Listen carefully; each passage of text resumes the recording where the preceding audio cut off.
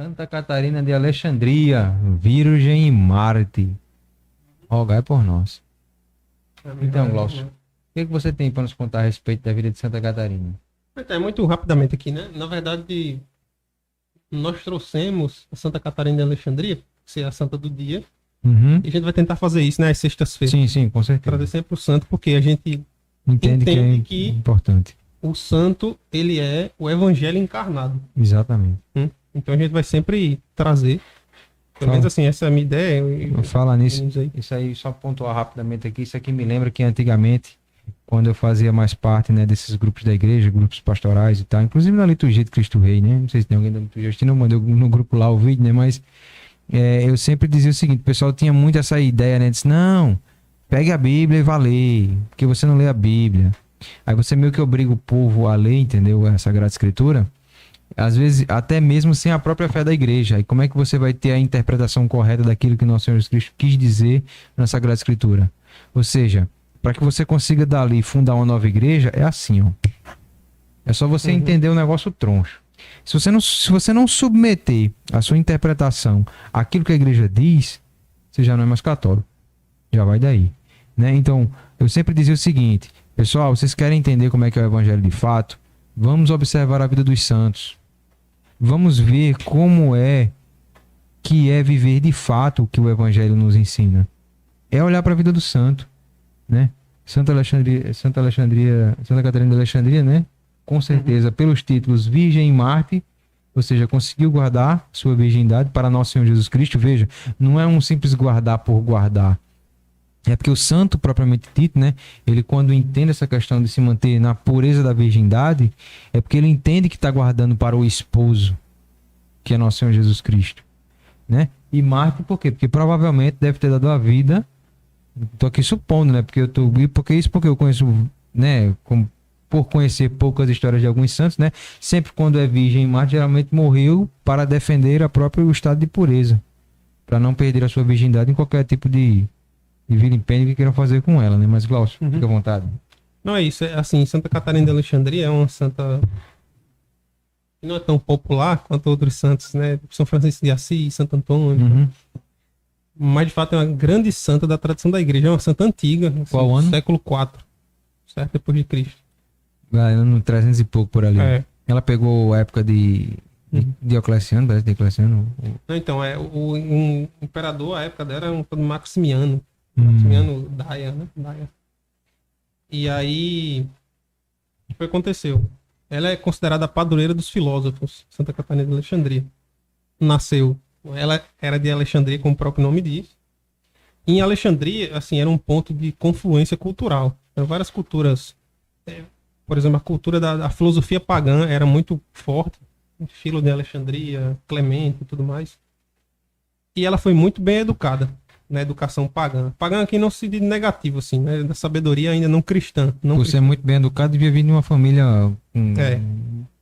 E aí o que acontece? Ela, muito bem educada, teve uma visão um certo dia de Nosso Senhor e Nossa Senhora e se converteu na fé católica.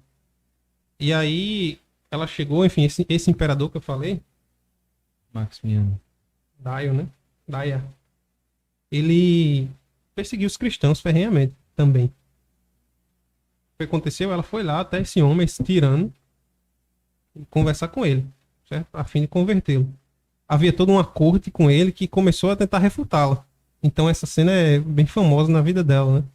De que ela discutiu com esses homens, os homens que tentaram dissuadi-la da fé dela. Entendeu? Mostrar que a fé dela estava errada, filosoficamente. E ela começou, essa mulher, a mulher, né, que a igreja opressora não valoriza. E esse círculo de pessoas tentando refutá-la. Não só não conseguiram, como ela conseguiu refutá-los e eles se converteram. Certo? Mas depois. O que aconteceu? Antes, como ela conseguiu refutá-los, o que é que eles fizeram? Foram para o argumento de força e condenaram-na à morte. Porque ela foi mais inteligente que eles. Então ela foi condenada à morte, sofreu uma morte lá, chamando uma roda lá de tortura, certo? Uma roda dentada, uma morte terrível. Milagrosamente essa roda se partiu, quando ela ia ser morta. Até que eles pegaram e a decapitaram, certo?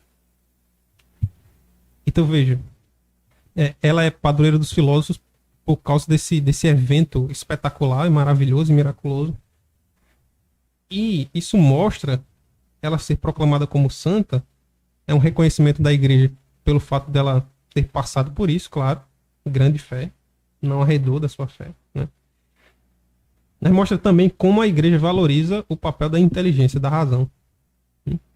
Diferentemente da fé protestante, o protestantismo, ele em geral, né? O protestantismo ele é fideísta. Então, até a questão do sola fide, né? Uhum. Ele acredita o seguinte, não, é só a fé, é só a fé. Só a fé, ele se apega muito à fé, certo?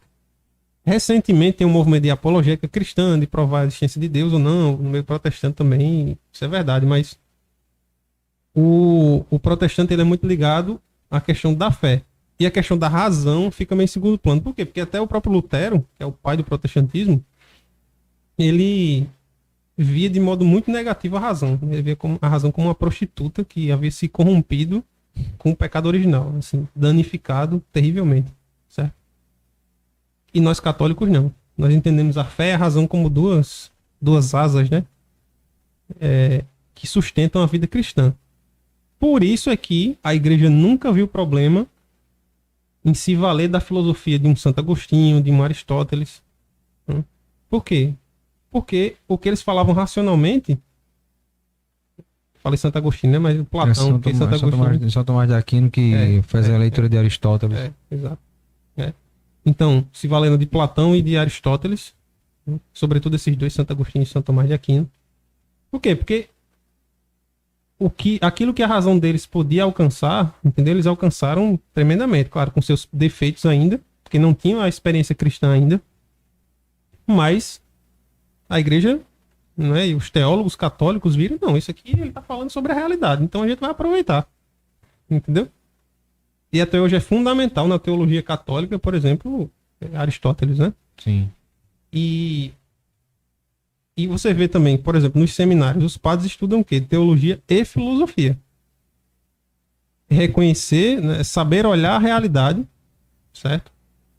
Chegar ao máximo da sua experiência e da capacidade do seu pensamento na leitura da realidade, para assim poder fazer o máximo de esforço racional que existe, que é o quê? A teologia. A teologia é a tentativa de conciliar as verdades divinas com a razão humana, certo? Esse esforço de tentar alcançar. Claro, nunca alcança em sua perfeição, mas é esse esforço, né? Tentar falar racionalmente da revelação divina e da fé católica. Então, isso aqui é muito importante, porque muitas pessoas se fixam no sentimentalismo ou na mera fé, na mera emoção, entendeu? Não. E a fé católica, pasmem, aqueles que não sabem disso, a fé católica é racional, certo? Ou ela se dirige à nossa inteligência. Eu preciso entender a fé, certo? Não é coisa, não, eu creio porque e não sabe das razões, não é assim. Não, ela fala a minha inteligência. Eu vejo a verdade de fé e aquilo me desperta, me abre a inteligência, certo? Por isso é que a igreja considera, e aqui te passo, que você ser excessivamente crédulo, você ser crédulo, né? Você, sei lá, qualquer coisa, você diz, eita, Jesus apareceu ali, Nossa Senhora acabou de aparecer ali, entendeu? Todas essas histórias assim que você começa a ouvir por aí, aos montes, que Nossa Senhora apareceu em todo canto, e Nossa Senhora em todo canto, a igreja considera um problema, um desvio da fé. Porque quando você sai acreditando em tudo o que dizem, você é presa fácil pro demônio, não é? O demônio começa a arquitetar as coisas para você ser guiado por essas coisas assim. Você fica... Não. Nós temos que é a fé. A fé é a adesão, né, da razão, da nossa inteligência a uma verdade revelada, a uma verdade divina. Que é a nosso Senhor Jesus Cristo. Entendeu? Que veio e se revelou. A fé não é... não, a fé é uma experiência. Sim, também tem a experiência de fé. Mas o fundamental é que você não entenda a fé como essa coisa de experiência... não, porque eu tive sensível, uma experiência né? de ser, essa coisa sensível, entendeu? Essa coisa emocional. Eu senti não, aqui... Você precisa saber do que é certo. Meu Deus, eu não vou rezar não, sabe? Porque eu estou sentindo no meu coração que eu não preciso rezar. Ou então, Não, eu não. Ou então, não, eu não vou recorrer aos sacramentos, não, porque eu conversei com Deus no meu coração e ele me revelou, entendeu? Eu sei que eu estou em paz com ele, né? Acabei de cometer adultério ontem de noite, né? Mas eu sei que ele está comigo, né? Acabei de fazer determinada coisa e sei que ele está comigo. Não, não é assim. O que você sente ou deixa de sentir, amigo, se você se guiar por aí, lascou. Você tem que se guiar pelo que você sabe. Pelo que é certo. Pelo que é certo, pelo que a realidade lhe mostra, pelo que a fé lhe mostra. Certo? Mas é porque hoje em dia a gente tem muito impresso na nossa sociedade essa questão da sensibilidade, né? Se explora muito, né? Acho que se explora muito, muito no nível exorbitante. Hoje em dia tudo é sensibilidade, hoje em dia tudo é sensível. Eu sinto que eu estou assim, eu sinto que eu estou assado. E nesse de sentir aqui, sentir acolá, é que nasce aquela frase lá, né? Palavras machucam, né? Uhum. Nosso amigo Alex faz parte do grupo lá, que a gente conversa muito, ele saiu do grupo recentemente, aí eu fui perguntar ele no privado, sei, boy, o que aconteceu contigo, hein, boy? Os bichos falaram uma coisa lá que te machucou, fala a verdade. Que eu sei que palavras machucam. Ele começou a rir. Não, não é isso não. Porque hoje em dia vira até brincadeira, né? Porque de tanta sensibilidade que se tem. E eu acho isso uma forma completamente errada de se abordar alguém para trazer para dentro da igreja. É essa questão de venha, meu irmão, venha sentir aqui. Tá entendendo?